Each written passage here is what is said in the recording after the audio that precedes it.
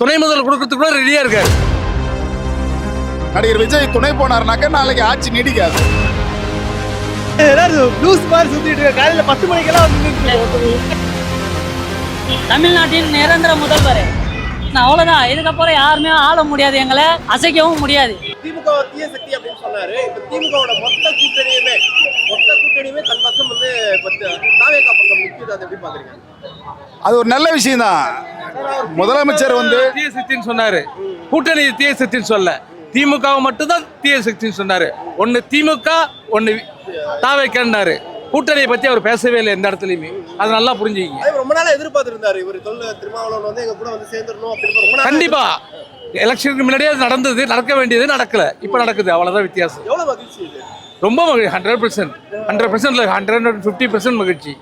ஒரு கட்டத்துல வந்து இப்ப காங்கிரஸ் மாறுற உடனே எல்லாருமே என்ன சொன்னாங்க அப்படின்னா, தாவிட்டாங்க, மாறிட்டாங்க, மாறல. எல்லாருமே கொள்கைக்காக தான் வந்திருக்காங்க. பிஜேபியை எதிர்க்கணும், பிஜேபி தமிழ்நாட்டுக்குள்ள வரக்கூடாது, மத சார்பற்ற ஒரு இது இருக்கணும் தமிழ்நாட்டில். அதுதான் இன்னைக்கு பிஜேபியால ஒரு சீட்டு தான் வாங்க முடிஞ்சுது. ஏன் வாங்க வேண்டியதானே? அவங்க ஒரு 10 சீட்டு வாங்க வேண்டியதானே? வாங்க முடிஞ்சுதா? வாங்க முடியல. இன்னைக்கு தனிப்பெரும்பான்மை விஜய் வந்திருக்காரு, அவருக்கு இவர் ஆதரவு கொடுக்குறாரு. அது பெரிய விஷயம் இல்லையா? முதுகுல குத்திட்டேன் அப்படின்னு சொல்லிட்டு காங்கிரஸே சொன்னவங்க இப்ப விடுதலை சீட்டு அவரையும் சொல்றதுக்கான வாய்ப்பு இருக்குல்ல திமுக? முடியாது, சொல்லறதுக்கு வாய்ப்பே கிடையாது சார். எப்படி சொல்ல முடியும்? எப்படி சொல்ல முடியும் சொல்லுங்க. நீங்க இன்னைக்கு வந்து விஜயகாந்த் கட்சிக்கு 10 சீட்டு கொடுத்தீங்க, இவருக்கு எத்தனை சீட்டு கொடுத்தீங்க? அதே நீங்க பண்ண துரோகம் தானே, அது பெரிய துரோகம் தானே. அது இன்னைக்கு எவ்வளவு எழுச்சி இருக்கு பாத்திருக்கீங்களா? இந்த துரோகத்தை பண்ணது யாரு? திமுக தானே பண்ணுச்சு. அன்னைக்கு நீங்க கொடுக்க வேண்டியதானே. இப்ப இன்னைக்கு அவரு துணை முதல் கொடுக்கறதுக்கு கூட ரெடியா இருக்காரு. எத்தனை மினிஸ்டர் கொடுக்க போறாரு தெரியல, 1 ஆ 2 தெரியல, கொடுக்க போறாரு. இன்னைக்கு தலித் வந்து 25 பேர் தாவாக்களை ஜெயிச்சிருக்காங்க. வேற எந்த கட்சியில் ஜெயிச்சிருக்காங்க சொல்லுங்க? யாருமே கிடையாது. யாரு முன்னுரிமை கொடுக்குறா? அவர் தான் கொடுத்துருக்காரு. அது தெரிஞ்சுக்கிங்க. ஆட்சி எப்படி இருக்கும்னு நினைக்கிறீங்க? நல்லா இருக்கும் சார், சிறப்பா இருக்கும், சிறப்பா இருக்கும். அதுதான் வேணும். இவங்க எல்லாரும் இருக்கும் போதுதான் அவர் வந்து நேர்மையான ஆட்சி நடத்த முடியும். இதுல வந்து ஊழல் கட்சி யாரும் உள்ள வரல, எல்லாம் நேர்மையான கட்சி தான் உள்ள வராங்க. அப்படி இருந்தா அவர் அதிமுகவோட சேர்ந்துருக்கலாம், அதிமுக இருந்து எல்லாரையும் வர வச்சிருந்துருக்கலாம், பாமக கேட்டிருக்கலாம். பாமக துணை முதல்வர் கேட்டாங்க, ஆனா கொடுக்க மாட்டேன்ட்டாரு. எதுக்கு கொடுக்க மாட்டேன்? தேவையில்லை. எல்லாருமே இப்போ வந்திருக்க கட்சி எல்லாமே நல்ல ஒரு மக்களுக்காக போராடக்கூடிய கட்சி தான் வந்திருக்காங்க. அதனால நல்ல ஆட்சி நடக்கும், திறமையான ஆட்சி நடக்கும், மக்கள் செழிப்பானதாக இருப்பாங்க. அதில் மாற்று கருத்து இல்லை. அர்ஜுனர் வந்து கடைசியா வந்து ஆதவர்ஜுனா தான் வந்தார். அவர் தான் முதல்ல வெளியே போனாரு. அவர்னால வந்து இந்த ஒரு வெற்றி வந்து இல்ல. ஆதவர்ஜுனா வந்து இப்போ எழுச்சி தமிழர் வந்து விஜய் கூட இருக்கணும்னு கருதுறது நல்ல விஷயம் தான். ஆனால் எழுச்சி தமிழர் என்ன கோரிக்கை வைக்கிறோம் அந்த கோரிக்கையை வந்து ஏற்றுக்கணும். ஏன்னா இப்போ விஜய் ஜெயிக்கிறதுக்கான முக்கிய காரணம் வந்து தலித் மக்களுடைய ஓட்டு வங்கி தான். 30% வந்து தமிழ்நாடு முழுக்க ஓட்டு வங்கி இருக்கு. 30% கிட்டத்தட்ட ஓட்டு போட்டிருக்காங்க. இப்போ விஜய்க்கான முக்கிய வெற்றிக்கான காரணமே வந்து தலித் மக்கள் தான். அந்த ஒற்றை காரணத்துக்காக தான் இவர் இப்போ இவராக விருப்பப்பட்டு துணை முதல்வர் கேட்கல, எல்லாம் தவறான ஒரு கருத்தை வந்து பதிவு பண்ணுறாங்க. இவர் வந்து துணை முதல்வர் கேட்குறாரு அப்படின்னு. ஆட்சி வந்து உண்மையாகவே வந்து பிஜேபிக்கு அடிபணியாமல் தமிழ்நாட்டு மக்களுடைய உணர்வுகளை புரிஞ்சுக்கிட்டு ஆட்சி நடத்தணும். அந்த ஆட்சிக்கு வந்து இப்போ நான் விடுதலை சிறுத்தை தான், நான் அதை ஆதரிப்பேன். அதுவே தமிழ்நாட்டு மக்களுக்கு எதிரான கருத்துகளுக்கு வந்து நடிகர் விஜய் துணை போனார்னாக்க நாளைக்கு ஆட்சி நீடிக்காது. ஆட்சியிலேருந்து விலகிற மாதிரி தான் வரும், கூட்டிலேருந்து விலகிற மாதிரி தான் வரும். நன்றி. இப்போ அவர் எவ்வளோ கஷ்டப்பட்டு தான் வந்திருக்காரு. அவர் மக்களுக்கு நல்லது செய்யணும்னு தான் வந்திருக்காரு. மக்களால் தேர்ந்தெடுக்கப்பட்டவர் தான் விஜயண்ணா. மக்களாட்சி ஜனநாயக ஆட்சின்னு தான் எல்லாருமே சொல்லி இப்போ ஓட்டு போகிறோம் எல்லாமே. ஆனால் இப்போ இவர் வந்தும் கூட இன்னும் மெஜாரிட்டி இன்னும் 118 இருந்தால் தான் ஆட்சியில் உட்கார முடியும்னு சொல்லி சொல்கிறாங்க. இது எப்படி உங்களுக்கு சொல்கிறதுனா, இவங்களுக்குள்ளே பேசி வச்சு அவரை வந்து உட்கார வைக்கிற மாதிரி உட்கார வை, அதுக்கப்புறம் கலந்துக்கிற மாதிரி கலந்துக்கோ அப்படின்னு சொல்லி எல்லாம் இவங்க தான் உங்களை பண்ணுறது. சரிங்களா?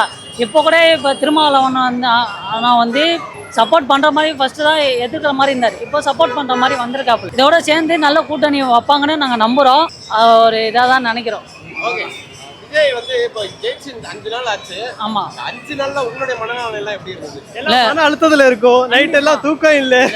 டெய்லி எல்லாம் எந்திரிச்சு போனை பாக்குறதா வேற. பெரும்பால் வேலை எல்லாரும் லூஸ் மாதிரி சுத்திட்டு இருக்க. காலையில 10 மணிக்கெல்லாம் வந்து இருக்கோம். இன்ஸ்டாகிராம் பாக்குறது இல்ல.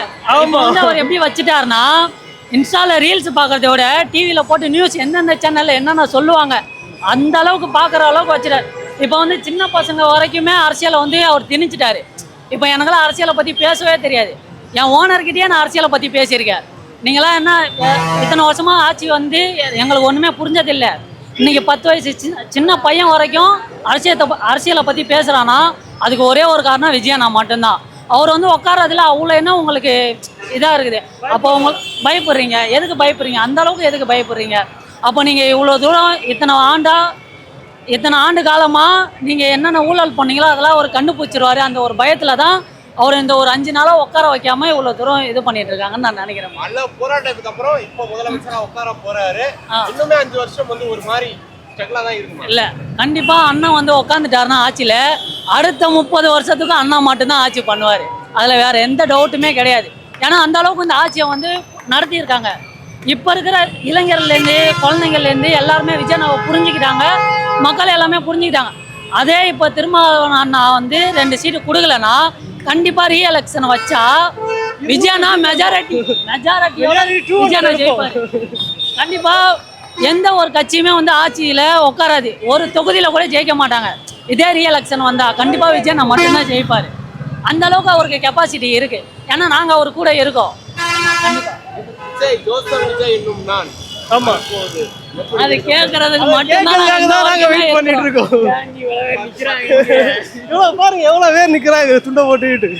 அதுக்காக தான் நாங்க வெயிட் பண்ணிட்டு இருக்கோம். என் ஸ்டேட்டஸ்குள்ளே போனால் கூட தமிழ்நாட்டின் நிரந்தர முதல்வர் விஜயன், அவ்வளோதான். இதுக்கப்புறம் யாருமே ஆள முடியாது, எங்களை அசைக்கவும் முடியாது.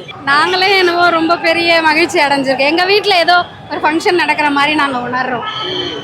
அதாவது ஒரு மாற்று வேணுன்றதுக்காக மட்டும்தான் போட்டது.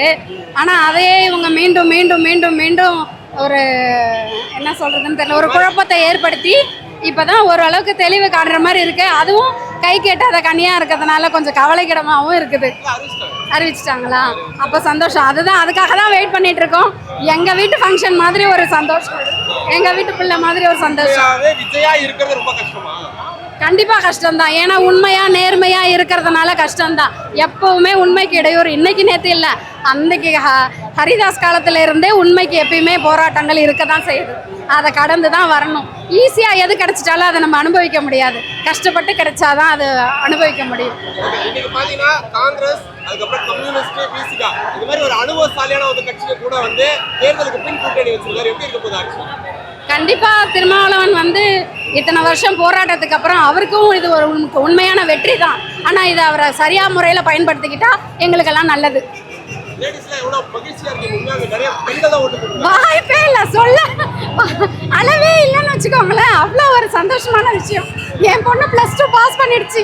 அதை விட நான் இதை தான் கொண்டாடிட்டு இருக்கேன். கண்டிப்பா காலேஜுக்கு நாங்கள் சீட்டுக்காக போயிட்டு இருந்தோம். காலையில் போனோம் அட்மிஷன் போட, என்கொயரி முடிச்சுட்டு இப்போ தான் வந்தோம். இப்போ வரைக்கும் கூட்டம் இருக்கு. அதை பார்த்துட்டு எங்களால் போக முடியல, வண்டியை நிறுத்திட்டு இங்கே நிற்கிறோம். பொதுவாக ஒரு கட்சியில தொண்டர்கள் இருப்பாங்க. இப்போ பொதுமக்களே வந்து ஒரு ஆர்வத்தில் தூண்டுற அளவுக்கு விஜய் என்ன பண்றாரு? அவர் வந்து உண்மையை எல்லாருக்கும் எடுத்துரைக்கிறாரு, சிந்திக்க வைக்கிறாரு. அவர் சொல்கிற விஷயங்கள் சரியாக இருக்கும்னு நடைமுறைப்படுத்தியும் காட்டுறாரு. அதனால் இதை வந்து எல்லாருக்குமே ஒரு அறிவை தான் கொடுக்குது. எல்லாரும் சிந்திச்சு யோசிக்கிற அளவுக்கு. சின்ன குழந்தைங்களுக்கு கூட அரசியல் தெரியுதுன்னா அவர் விளக்கமாக சொல்லி கொடுக்குறாங்க. ஸ்கூலில் வந்து பாடம் நல்லா சொல்லி கொடுக்குற பிள்ளைங்களுக்கு தான் புரியும். அந்த வாத்தியாரை தான் எல்லாருக்கும் பிடிக்கும். அந்த மாதிரி தான். ஓகே, சி ஜோசப் விஜய் என்னும் நான் ஆக்சுவலி இது நாளைக்கு வந்து வரப்போகுது. கண்டிப்பா இந்த ஒரு வாரத்துக்காக தான் நாங்கள் எதிர்பார்த்துட்டு இருக்கோம். எங்கள் வீட்டிலேயே நாங்கள் நிறையா சண்டை போட்டுட்டு இருக்கோம். என் தம்பிங்க, எங்கள் அப்பான்னு எங்களுக்குள்ளேயே சரியா சண்டை நடக்குது. நிஜமாலே ரொம்ப எதிர்பார்ப்போடு காத்துட்டு இருக்கோம். மார்னிங்லேருந்து என்ன ரிசல்ட் அப்படின்னு யோசிச்சுட்டே இருக்கேன். 2 கட்சியும் அகெயின்ஸ்டாக இருக்கிற மாதிரி சம்திங் ஏதோ போயிட்டுருக்கு அப்படின்றது எங்களுக்கு மட்டும் இல்லை, நிறைய பேருக்குள்ள அப்படி தான் போயிட்டுருக்கு. ஸோ அதுக்காக தான் சரி என்ன நடக்குதுன்னு பார்க்கலாம். ஆதரவு கொடுத்துட்டாங்க. இப்போ ஆரம்ப காலகட்டத்தில் புத்தக வெளியீட்டுல அதான் ஃபர்ஸ்ட் டைம் விஜய் வந்து பேசுறாரு. அங்கதான் அங்கே திரும்ப வர வேண்டியது வரல. அவரு கடைசியில் அவர்கிட்ட வந்து நிற்கிற மாதிரி இருக்குது. இது எப்படி இருக்க போகுது? இவங்களுடைய இது பயணம் எப்படி இருக்க போகுது?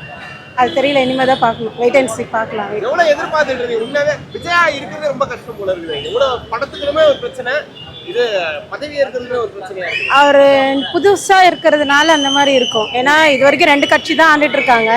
இவர் வந்து புதுசாக என்ட்ரியாக இருக்கிறதுனால நம்மள ஒருத்தரை வந்து வந்திருக்காரு அப்படின்ற மாதிரி தான் எங்களுக்குலாம் ஃபீல் ஆகுது.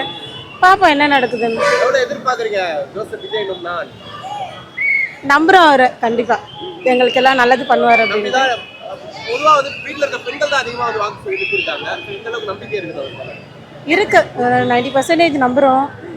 கண்டிப்பாக நல்லது நடக்கும். பார்க்கலாம் எல்லா தமிழ் மக்களுக்கெல்லாம் நல்லது பண்ணுவார் அப்படின்றதுக்காக ஷியராக. இப்போ உங்களுக்குலாம் எவ்வளவு ஹாப்பியா இருக்கு இப்போ வந்து சிஎம் ஆக போறாரு விஜய்? ரொம்ப ரொம்ப ஹாப்பியா இருக்கு எல்லாருக்கும். எதுக்காக இன்னும் வெயிட் பண்றீங்க? விஜய பார்க்க இப்ப விஜய் பார்க்க வெயிட் பண்றீங்க. நாளைக்கு வந்து சி ஜோசப் விஜய் நான் சொல்லிட்டு பதவி இருக்க போறாரு. எப்படி இருக்க போகுது? ரொம்ப ஜாலியா இருக்கும். ஹாப்பி. நீங்களா உங்க வீட்ல கேட்டீங்களா ஓட் பண்ணுங்க? கேட்டோம். என்ன கேட்டீங்க? விஜய்க்கு ஓட்டு போட வரலான்னு கேட்டோம். ஓட்டு பண்ணுங்க. எதுக்கு கேட்டீங்க? எதுக்காக ஓட்டு கேட்டீங்க? நல்லா ரொம்ப ரொம்ப நல்லவர். ரொம்ப நல்லவர் அதனால கேட்டீங்க. நடிகர் அவருக்கு. அதனால